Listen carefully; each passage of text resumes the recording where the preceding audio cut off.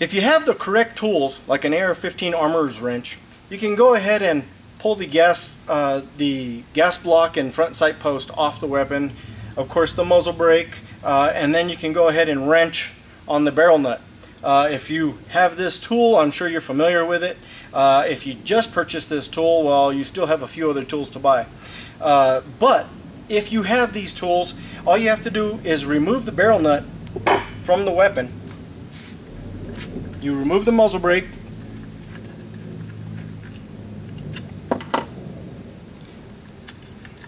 I already punched out the pins,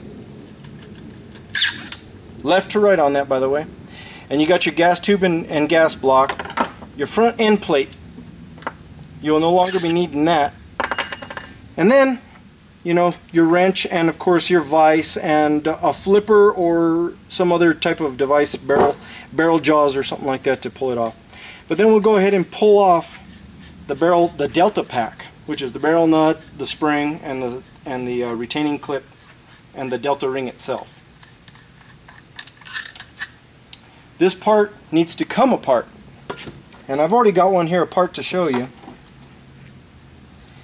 The C-clip, which you'll need some split ring pliers to remove, very difficult to pull off unless you want to lever underneath it with a screwdriver and pry it off that way.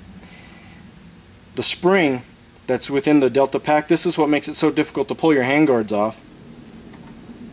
You got the delta ring itself, and of course you have the barrel nut, and this is what's holding your barrel onto the weapon. This is the part that we need. This is going to go back on the weapon.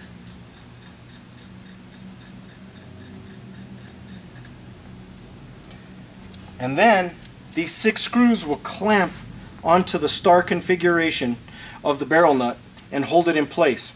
You don't need this front end plate anymore, so you can get rid of that, throw that away, because now it's going to free float and it's not going to touch the barrel anymore after that point.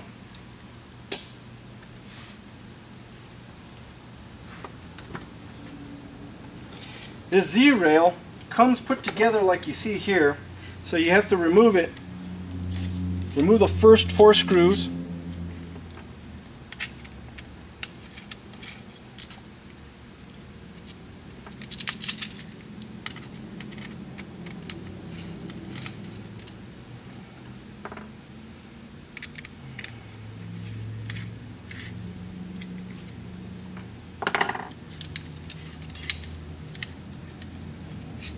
Now we need to remove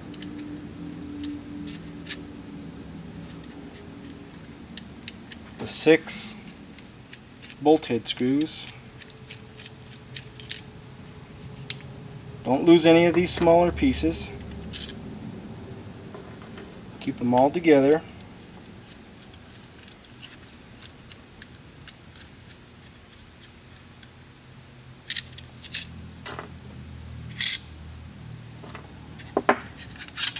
Now you have 2 halves, and you see how they fit together. So when we go ahead and put this on the weapon, they're going to clam together. We're going to put the 4 screws in there, align the top rail up so it's nice and straight, and then we can go ahead and add these 6 large screws like this onto the weapon and hold the whole thing securely. Now for those of you who don't have this particular AR-15 armorer's wrench, you're going to end up with this on your weapon. It'll look very similar to this right here. Now, if you don't have all these other tools, it's not impossible. All you need is a Dremel tool and a cutoff wheel.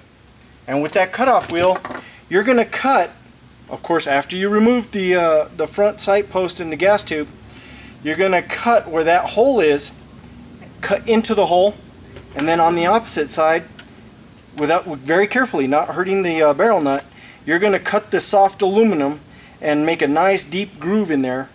You want to get something to pry with. I like a screwdriver. Get a screwdriver and then just twist it, and because it's hardened aluminum, they just bang, they pop together and they come off. Then you'll have this particular spring that'll be inside there. All I do is I grab a pair of pliers, I squash the spring down like this, and then I just torque it and pull it, yank it right off the weapon.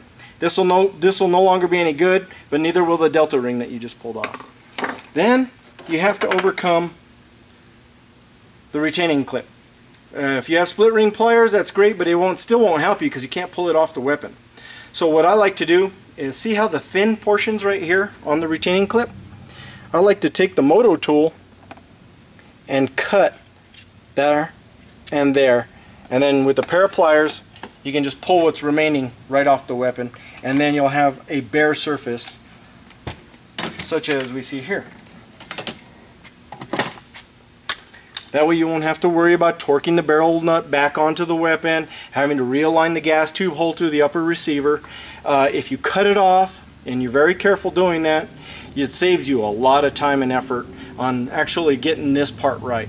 So anyways, let's get back to this. There's two portions. The top portion says ergogrips.net on there. So you go ahead and you line it up. Notice how it makes a continuous top rail all the way across,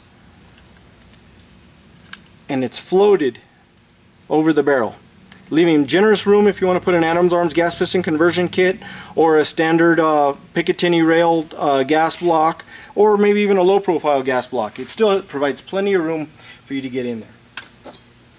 The other half, which is almost identical to the first half, we'll go ahead and slide on there. Just like that. Making sure that you're perfectly aligned on your top rail here. Just go ahead and slap in these 4 screws.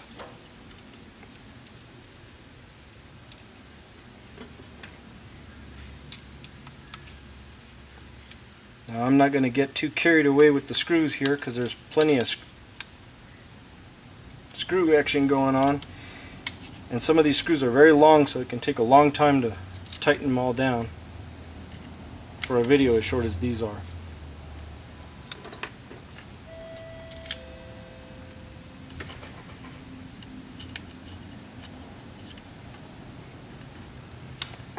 Once that's done, then you go ahead and you pick up your 6 bolt head screws there and put them in the right hole.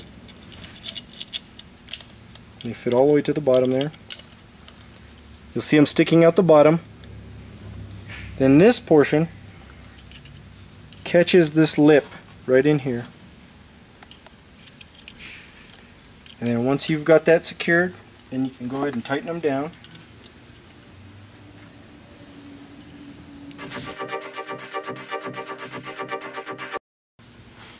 Then after you have the rail system torqued on and mounted, then you can go ahead and put your gas tube and front sight on, and of course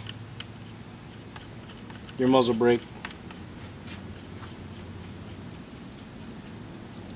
And that will be installing your free float Z-rail from Falcon Industries. It's an ERGO grip product.